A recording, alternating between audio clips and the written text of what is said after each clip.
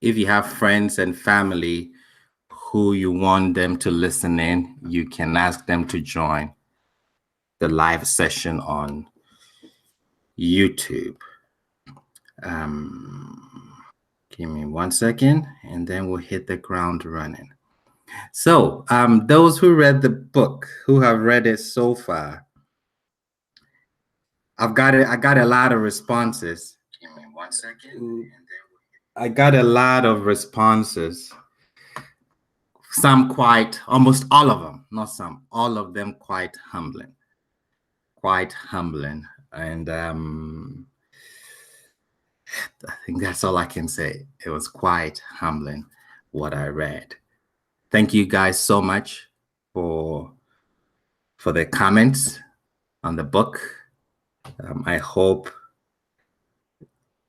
to produce more of such by the Spirit of Yah in writing.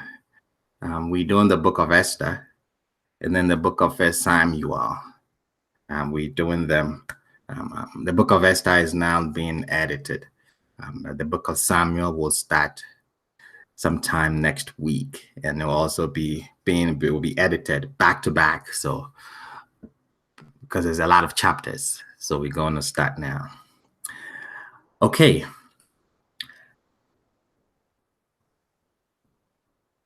In writing this book, I have listened to a lot of webinars, teachings. I've read quite a number of books on the topic of Ruth. And usually my teacher would tell me, Akwetey, if you cannot summarize what you've learned, if you read the whole chapter of Genesis, if you cannot summarize all that in 2 sentences, it means that you have not read the book. Anything you read, try and get the underlying message of that book. So before I even went on the quest to write the commentary on the book of Ruth, I sat, after reading it so many times, I sat and I asked myself, what is the underlying principle? What is the essence of this book?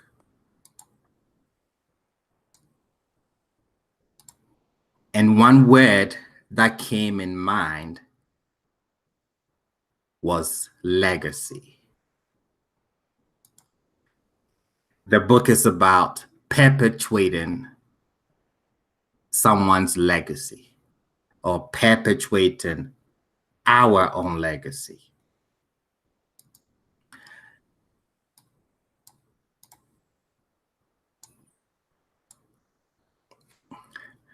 When you read the book of Ruth in chapters 4, there's something amazing and also baffling. Let's take a look at it. Boaz had promised Ruth that he was going to go to the gentleman, the kinsman who was next in line, the redeemer who was next in line, the one who Boaz was after.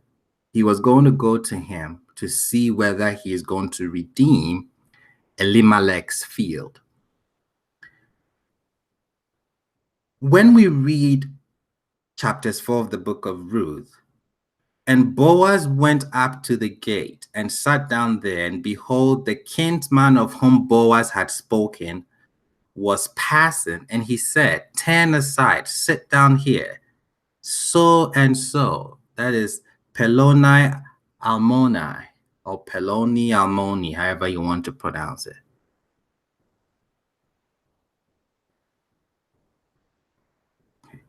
Peloni Almoni. So and so. Now, if you look at that word or that phrase, Peloni Almoni, it is associated, especially Almoni, is associated with the word mute, one that cannot be said. In modern Hebrew, the usage is concerning the anonymous. So the combination Peloni Amoni then indicates that the subject matter is unknown, is beyond us, and cannot be uttered. The simple translation of such and such, or so and so, Peloni Amoni, is a John Doe. He has no name. It is highly unlikely that Boaz would have spoken to his relative in that way. If he is his relative, if he knows as much as that he is the one next in line to redeem Elimelech's field, why does his name not show up? Boaz, obviously, we can say with a fact, with no shadow of the doubt, that Boaz knows this gentleman's name. If that's the case, why does the text substitute this relative's name with such and such? That is troubling. That is something that stands out to the careful reader. And with this question, I want to take you to the book of Numbers to look at Moshe and the topic of legacy. Like I said, the book of Ruth, one word that I would use to summarize the 4 chapters is legacy. What do we know about legacy? Why is this king's man called John Doe, so and so? Let's look at legacy. Towards the end of the book of Numbers, we read about Moshe's death. If it's not surprising to you, it is surprising to me, because Moshe doesn't pass away until the very end of Deuteronomy, the very last chapter in the Torah. We still have an entire book to go. But it's really here that Moshe's death is mentioned. We see it in Numbers 27. And Yahweh said to Moshe, go up to this Mount Havarim. So it says, Vayomer Yahweh el Moshe. Yahweh said to Moshe, Ale el ha-Havarim hazeh. Go up to this mountain. The mountain is called the Mountain Havarim. Put that name in your spirit. Go up or ascend to this mountain. The mountain is called Havarim. Ascend to this mountain of Havarim and look at the land that I have given to the children of Israel. And when you have seen it, you too will be gathered to your people, just as Aaron, your brother, was gathered. When it says gathered to your people, that's a euphemism for death. So you're going to die, Moshe, just like your brother Aaron did. Now, Yahweh repeats this command in its proper place, right where we would expect it at the end of the book of Deuteronomy. The story really doesn't happen here in the book of Numbers at all. It happens in the very end of the Torah. So why is it here? Why does the Torah choose to tell the story now? We have to find this out. In our study so far, we've seen that sometimes the Torah takes a few stories that happen at all different times and puts them together in order to highlight a common theme. After all, the Torah is not just a history book. The stories are there to help guide us in life. So, if grouping together out of order stories can highlight a certain theme that can teach us something really valuable, the Torah will put them together instead of keeping them all in chronological order. We know that the text is not in chronological order.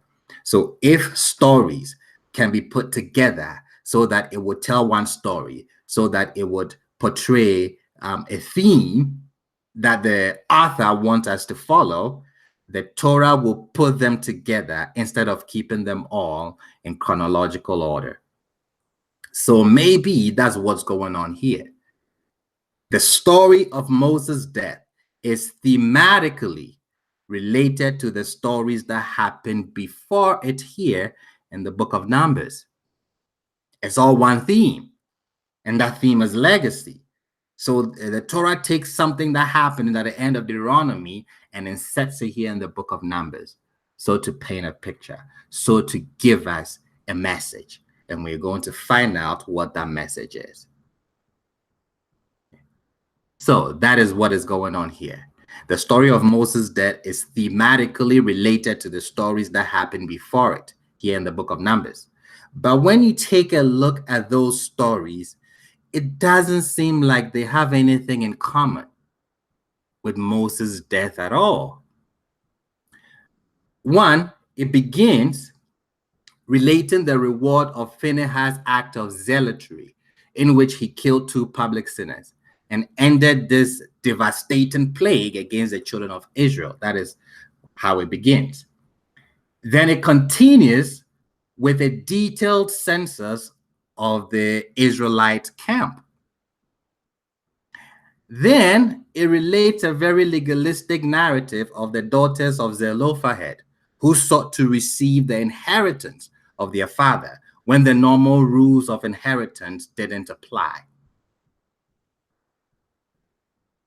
Then immediately after these 3 stories, we have the story of Yahweh commanding Moshe to ascend the mountain where he would die. And it seems entirely unrelated to any of these 3 stories that I've listed. But is there a connection between Moshe's death and the 3 earlier stories? I want to suggest that there may actually be one central theme that went its way throughout all of these seemingly unrelated stories. And that theme is one of leadership and one of legacy. These 2 characteristics that Ruth portrays in the book of Ruth. Let's look at the first story. After Phinehas' act of zealotry, Yahweh gives him a reward. Yahweh spoke to Moshe saying, Phinehas, the son of Eleazar, the son of Aaron, the Kohen, has turned my anger away from the children of Israel by his zealously avenging me among them, so that I did not destroy the children of Israel because of my zeal. Therefore, say, I hereby give him my covenant of peace. It shall be for him and his descendants. 13. It shall be for him and for his descendants after him as an eternal covenant of Kehuna, because he has zealous for his God and atoned for the children of Israel. Now, notice that Phinehas' reward wasn't just for him. It was for all his future descendants. All of priesthood would forever come from him. He secured his legacy for all time. That is the first story. It shall be for him and for his descendants. So Phinehas' reward, just as I've said, wasn't just for him. It was for all his future descendants. All of priesthood would forever come from him. He secured his legacy for all time. So that's the first story. Now let's look at the second story. Right after Phinehas' reward, Yahweh commands Moshe to take a census of the people. But this census is very different than the only other major census in the Torah, back at the beginning of the book of Numbers. In the earlier census, what's the difference? In the earlier census, the text only gives us the number of the population of each tribe. Here is much more robust. The text lists the names of all of the genealogical descendant families of each tribe. And this tribe had this many children, and these were their names. And each one of them had this many children, and these were their names, and so on. The question we have is, why does the census include all of these details, all of the names of the different descendants? Well, why is there a census here in the first place? We are at the end of a 40-year journey in the desert, and the people are about to enter the land. The census is listing the descendants of each tribe who will eventually get their own portion of land in the land of Israel. That is why Yahweh tells Moshe, Yahweh spake to Moshe, saying, you shall apportion the land among these as an inheritance in accordance with the number of names. For these people, the people in the census, divide the land as an inheritance. These are the people who will settle in the land as representatives of their tribes, as representatives of their family. So essentially, this is a census of the legacy of each tribe, of those who will carry on the names of their parents. So we've just seen the first story is about legacy. The second story is about legacy.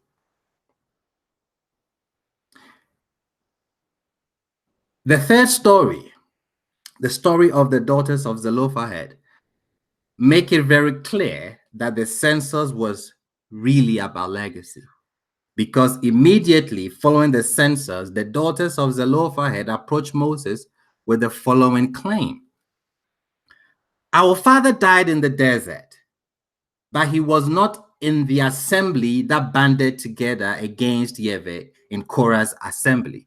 But he died for his own sin, and he had no sons. Why should our father's name be eliminated from his family because he had no son? Give us a portion along with our father's brothers. Now, if you look carefully, what these ladies were asking for in actuality was land. But it wasn't just about wealth. It was about something much greater. It was about legacy. Look at verses 4. Why should our father's name, why should his legacy be eliminated from his family because he had no son? Why should the name of our father be wiped out? Let us continue it. That is their claim. That is what they are really asking for. Yahweh grants their request.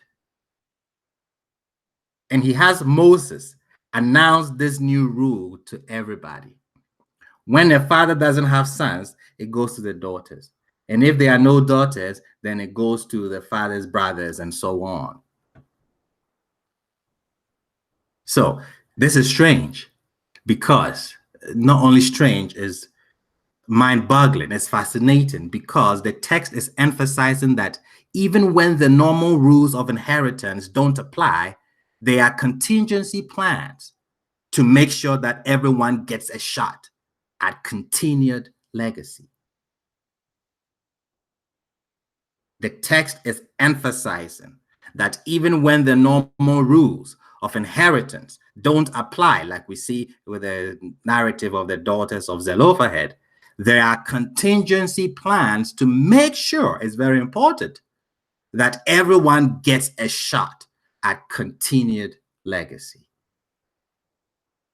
So all three stories really are about legacy.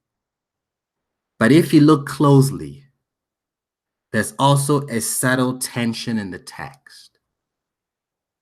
Moshe seems to play a prominent role in all three stories.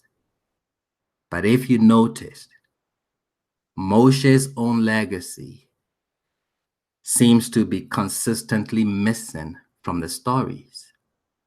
And it seems that the text itself does everything it can to draw our attention to it. The person who is given land, the person who is apportioning things to people, the person who is giving people legacy, this person who is playing the prominent role in all these three stories, he is missing from the narrative. Moses' own legacy seems to be consistently missing from the stories. And it seems that the text itself does everything it can to draw our attention to it. In the story of Phinehas, who is the one to deliver the message to Phinehas' reward, of Phinehas's reward? It's Moses. Now, that's not so unique. Moses is very often Yahweh's mouthpiece. But if you were Moses and you were making this announcement, you can't help but notice that it's your brother's legacy that's being established.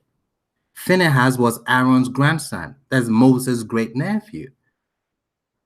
It might even make Moses start to think of his own legacy. It's great for my brother,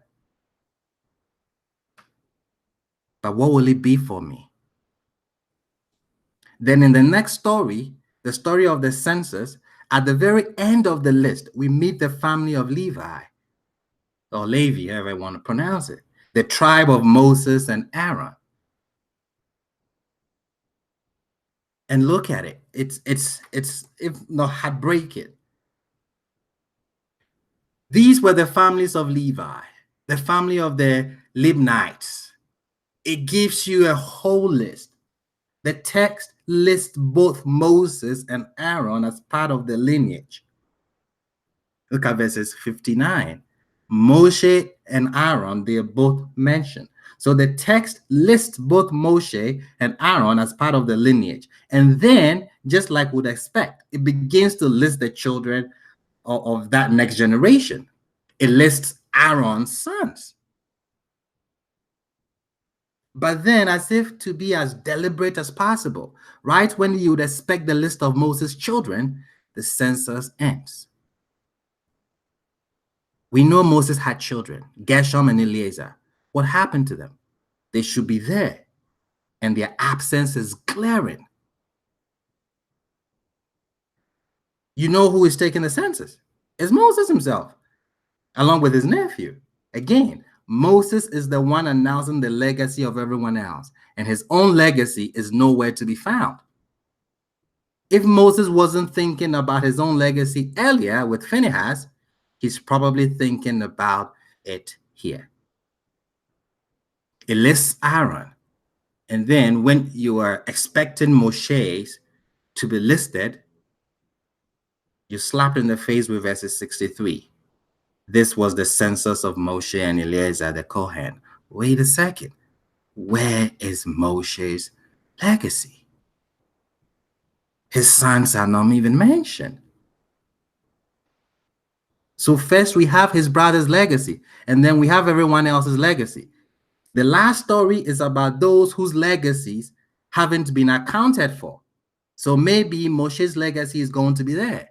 But again, look at Moshe's role in the final story. The daughters of Zelophehad. Our father died in the desert, but he was not in the assembly that banded together against Yahweh and Korah's assembly.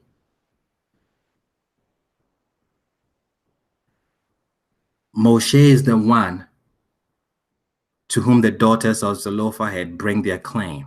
He's the one that delivers the news to all the people, guaranteeing legacy for everyone. We, and probably Moses, too, can't help but think, What about Moses?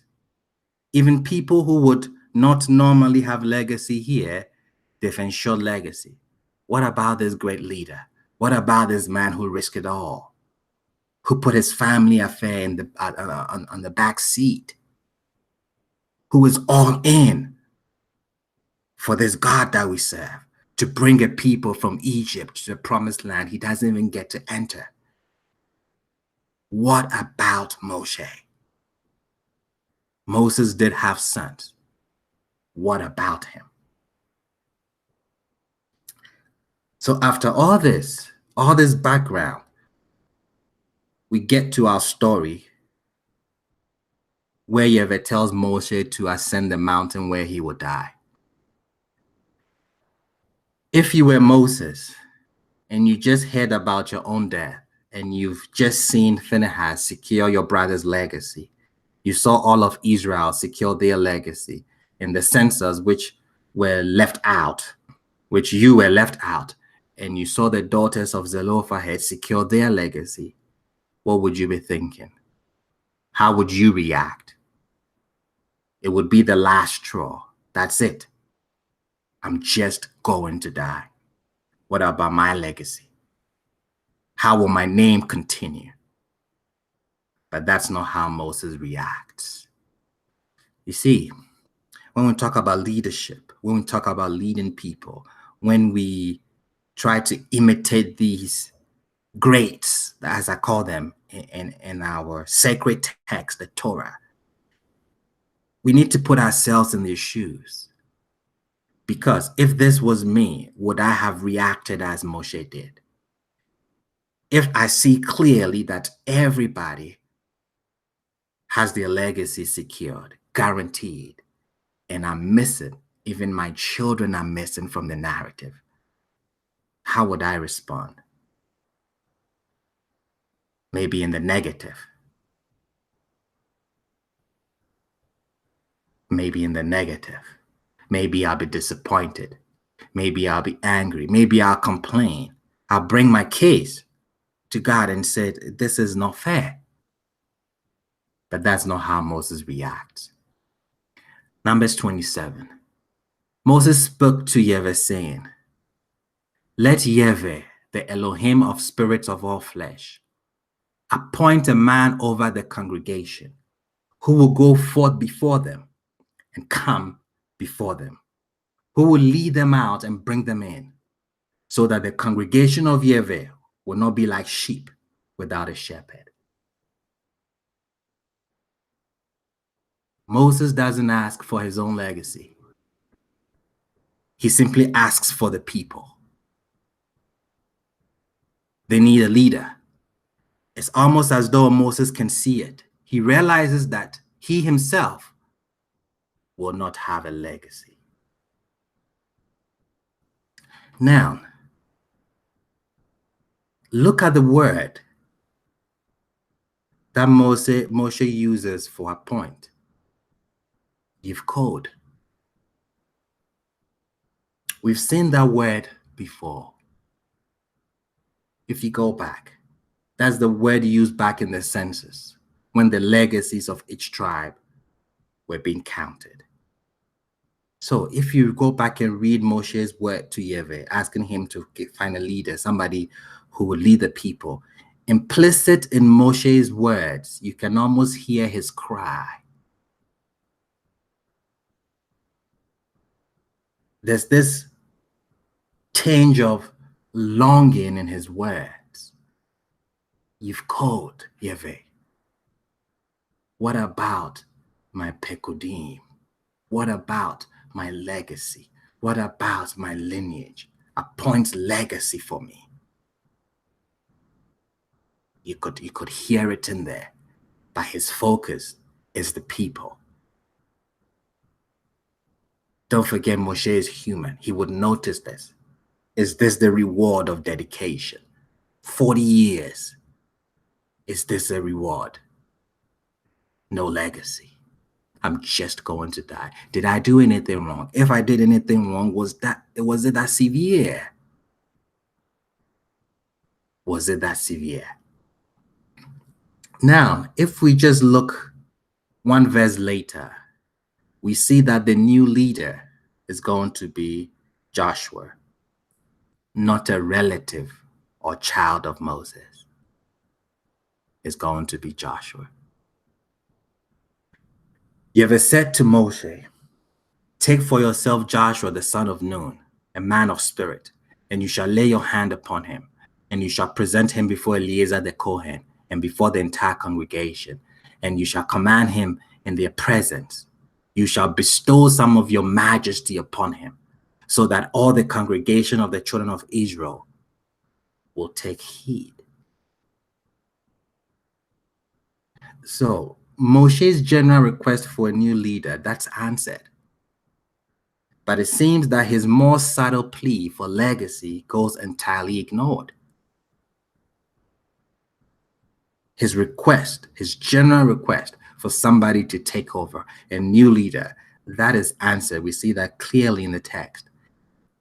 But that subtle plea for legacy that I mentioned, if caught, goes entirely ignored. But maybe not. Look how Yahweh responds. Before we go there, Joshua isn't just a new, totally independent leader from the previous leadership. He's continuing Moshe's leadership. He's an extension of Moshe's leadership. The verses emphasize that Moshe has to pass on that leadership to Joshua. He puts his hand on Joshua, his hands, plural. He gives his glory to Joshua. He takes of himself and he infuses that into Joshua.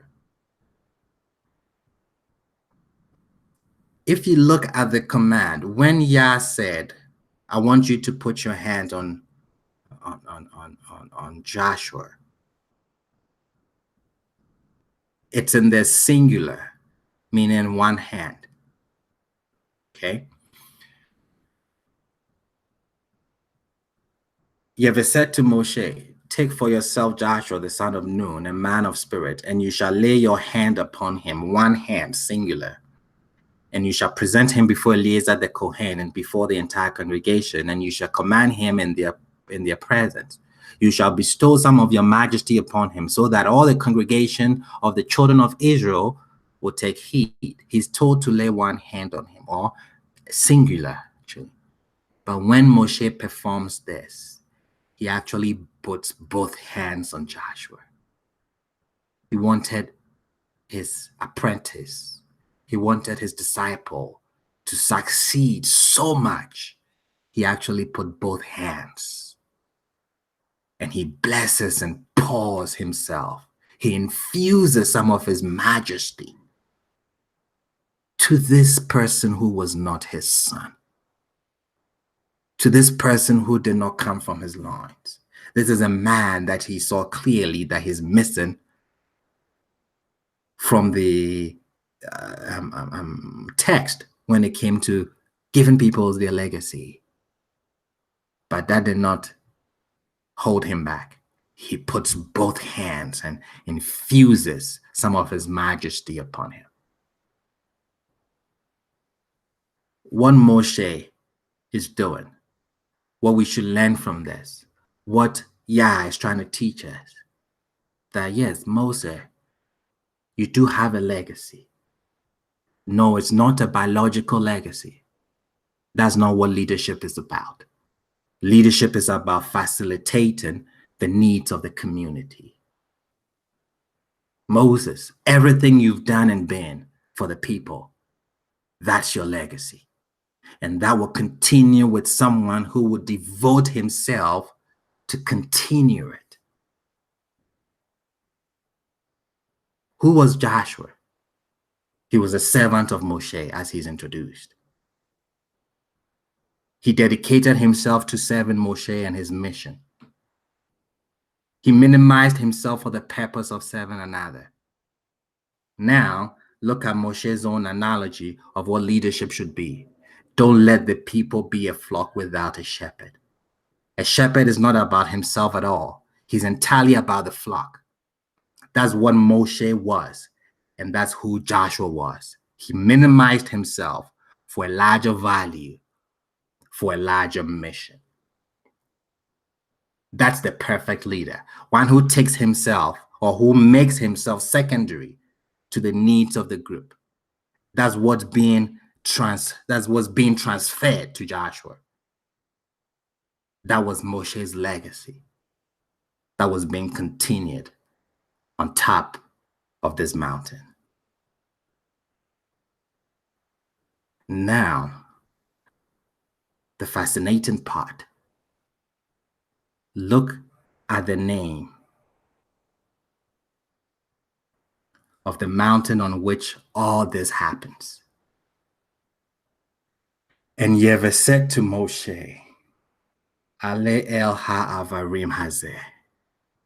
Go up to this mountain of Havarim. Ascend the mountain of Havarim. We just saw that word. Back in the story of the daughters of Zelophehad, Yahweh says, yes, the daughters of Zelophehad, they are right. And the inheritance their father should pass on, or the inheritance of their father should pass on over to them. Before this, they didn't have a claim to the land at all. But that changes here.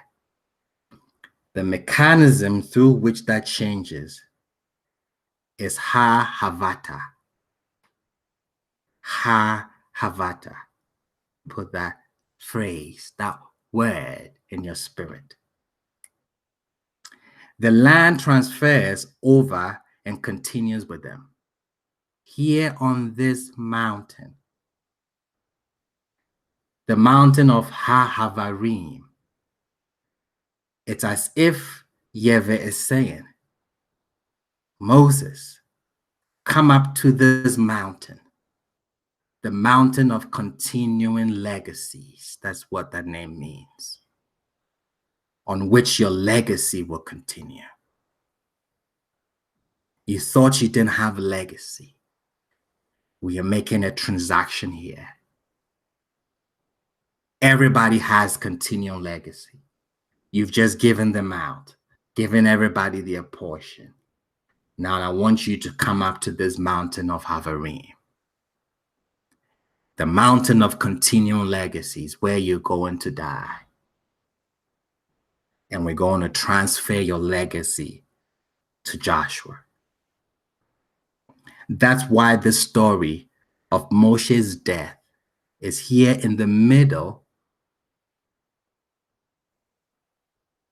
in the book of Numbers, even though it happens in Deuteronomy, is to draw our attention to the story and to tell us, hey, carrying on someone's ideas, someone's ideology, someone's value, that's a way to continue a person's legacy also.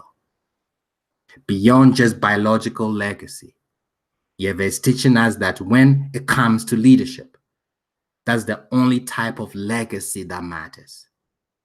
And that's the legacy of leadership. Passing on your ideas or somebody carrying your ideas. Somebody carrying your values. Somebody carrying your ideology. That's a way to continue a person's legacy also. Beyond just biological legacy. Yahweh is teaching us that when it comes to leadership, which Ruth portrays, that's the only type of legacy that matters. And that is the legacy of leadership. In closing, when you read the book of Ruth, there's this tension between Boaz and Ruth. You can feel the attraction there if you pay very close attention to what you're reading. But what is strange is, in Ruth chapters 4 verses 15, a phrase, a word shows up.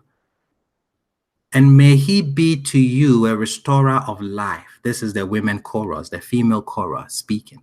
And may he be to you a restorer of life and to sustain your old age. For your daughter-in-law, who loves you, bore him, and she's better to you than 7 sons. In this verse, as I write in the book, we see the definition of a redeemer in the context of Hebrew. It's a restorer of life. That's not my focus here. It is here that we meet the only mention of the word love in the book of Ruth.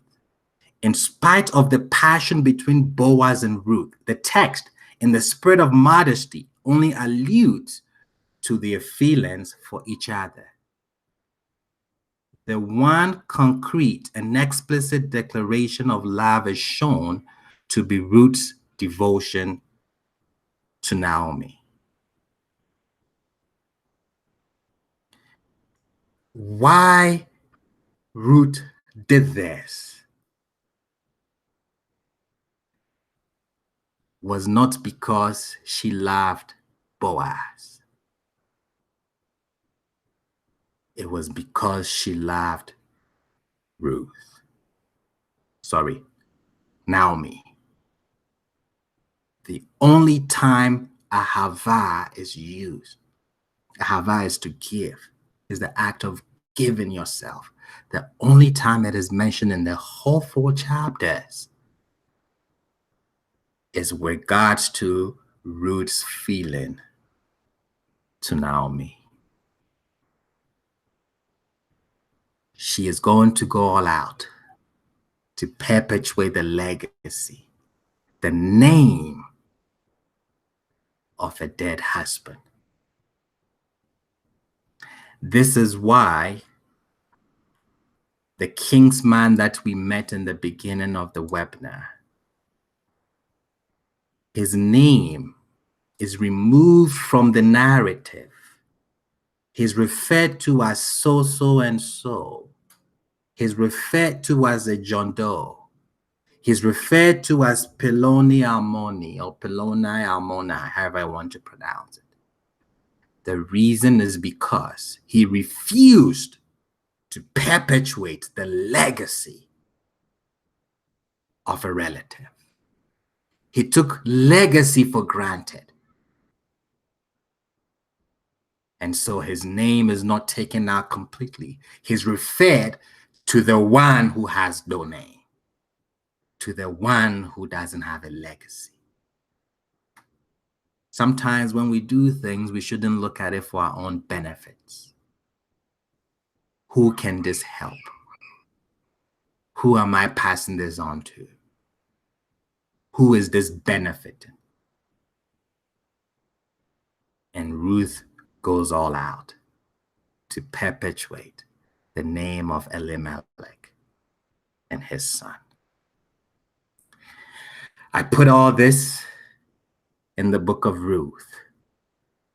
It is 4 chapters, but I add a 5th one. The 5th one, the chapter is titled Heshet Hayel, the woman of valor. And I show and I explain how Proverbs 31 is not something that Shlomo wrote out in a vacuum. No, he was referring to a specific person when he wrote Proverbs 31, the woman of valor. He was talking about his great-great-grandmother, who happens to be Ruth. Pay attention carefully to chapters 5 when you get a copy of this book, and you will see how Shlomo HaMelech, Solomon the king, has the oldest commentary on the book of Ruth, how he writes beautifully in coded words about this great woman of valor. Ruth, our mother. That is what Ny'awo Ruth means. Questions, contributions, additions before we go offline and get into our regular Shabbat class? I'll take 3 questions or 3 contributions, 3 additions before we switch over. Yes, good morning, Rabbi. Good morning, Mr. Andre. Shabbat Shalom. Shabbat Shalom, sir. To you and to everyone. Question regarding Moses and Joshua, their relationship. Yes. Did he look at him or considered him as a son because of their relationship? Joshua, if I'm not mistaken, being with him probably since he was a child, probably was his armor bearer. He's been with him for a while, so he spent more time with him.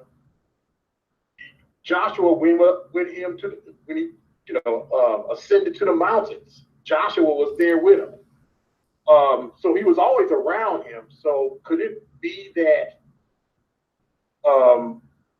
according to the word, it's obvious that he probably spent more time with Joshua than his own sons? So could it be that he considered him as a son? Yes. That's my question. Yes, he definitely.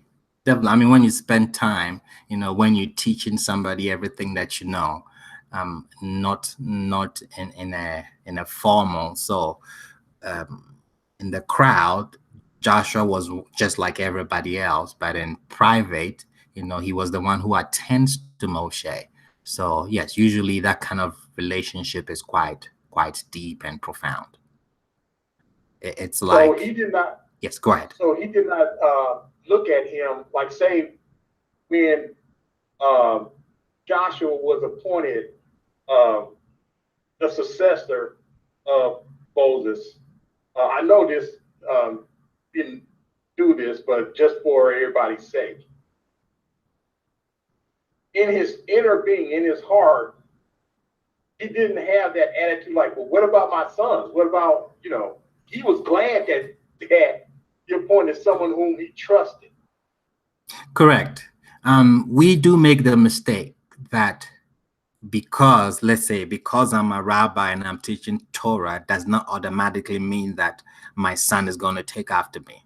Maybe my son has a whole different purpose why he's here and has nothing to do with teaching or the in-depth study of Torah like I am doing.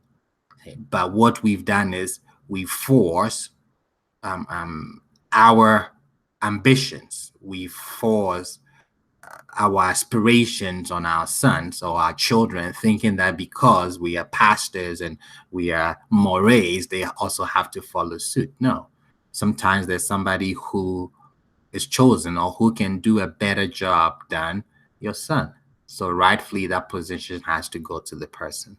And knowing Moshe, studying him for a while, I think he understood this. That is why when they said Joshua is next, he went all out and put 2 hands and just poured himself into him, because he was not really focused about who was going to do it. His focus on getting the job done. The assignment that was given to him, he wanted completed. So that was his focus, even though his sons were not mentioned in the text. His real lineage was his assignment, and he wanted to see it done. And Joshua did a marvelous job. Marvelous. If you read the text, Joshua starts off as Moshe's servant, and then he becomes the servant of Yah at the end of the text. So he starts off as he's been put into Moshe's shoes. And then he walks in it for a while, and then he develops, he matures, and then he starts, walking in his own shoes. And at the end of his life, you could see the good job that he did. Very righteous leader. When he was leading Israel, I think there was only one mishap that happened. Besides that, everything was just clean, just amazing. So yes, he was the right person for the job. Thank you. You're welcome. But you see, when you look at Moshe and Joshua, and then look at Abraham and Eliezer, as we would see in the next session, you would see that it was different. When Yah said, this one, Eliezer, will not inherit you. And then when Abraham was sending Eliezer to go find a wife for Isaac, Eliezer wanted Abraham to actually turn to him because he had a daughter. It would make sense if you walking with Eliezer from Damascus. You have taught him the ways of Yah. He's been your servant for so long. And at the end of the day, you're looking for a wife for your son Isaac. It would make some sense that maybe Eliezer's daughters will be counted. They'll be up for the pageant. But when Eliezer portrays that, Abraham gets very angry. We'll see that when we get to that part of the narrative. There's a Hebrew word there that usually is transferred as perhaps. That gives us the clue. It's either pen or ulai. We have to find out, what did Eliezer use? Did he use pen or did he use ulai?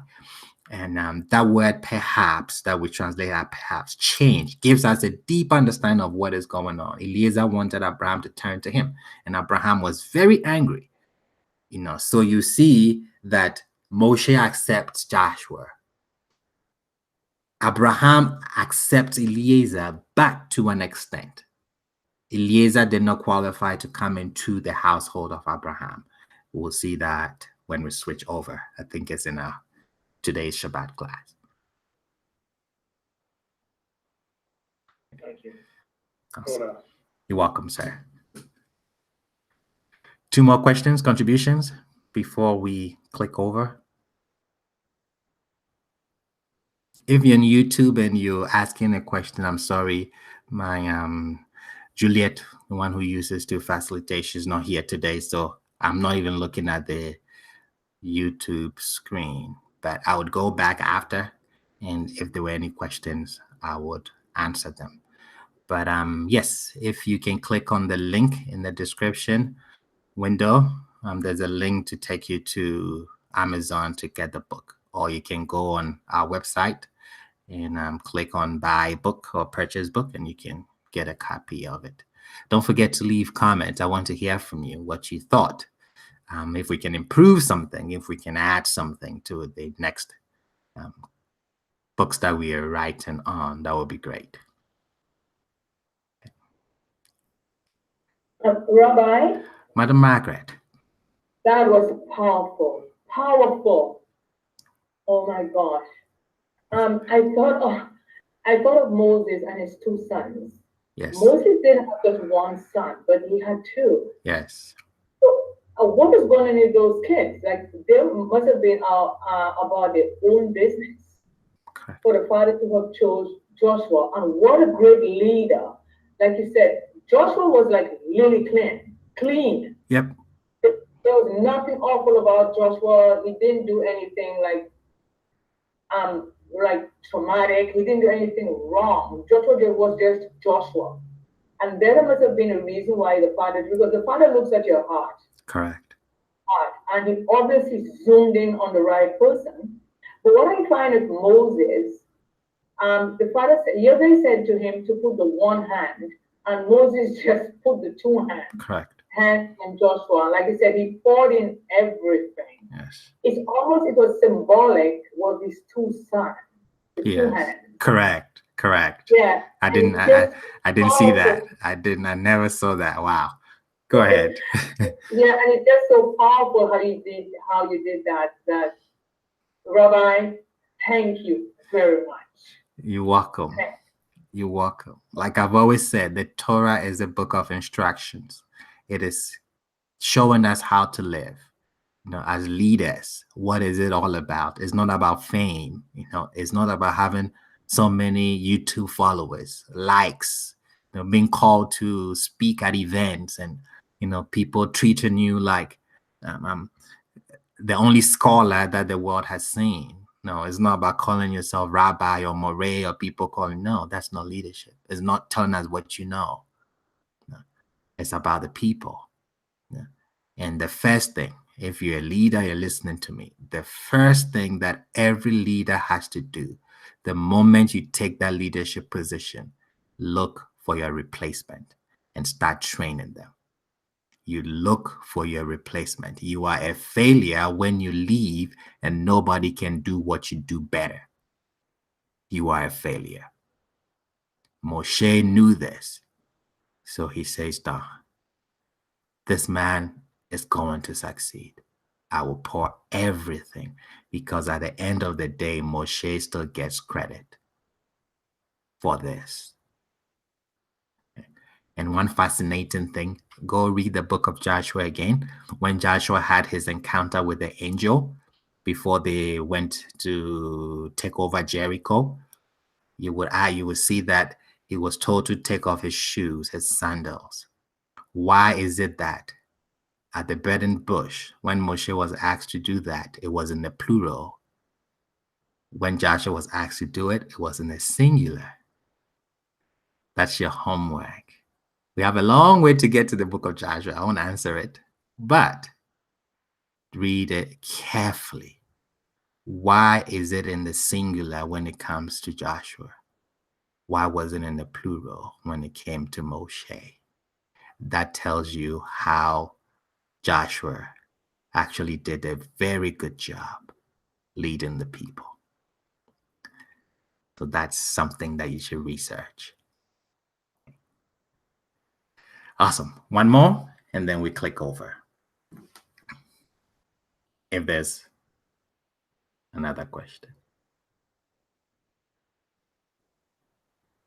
Okay, if there are no more questions, I want to thank our viewers on YouTube. Thank you for taking time. Follow the description or the link in the description and get your copies. Let me know what you think.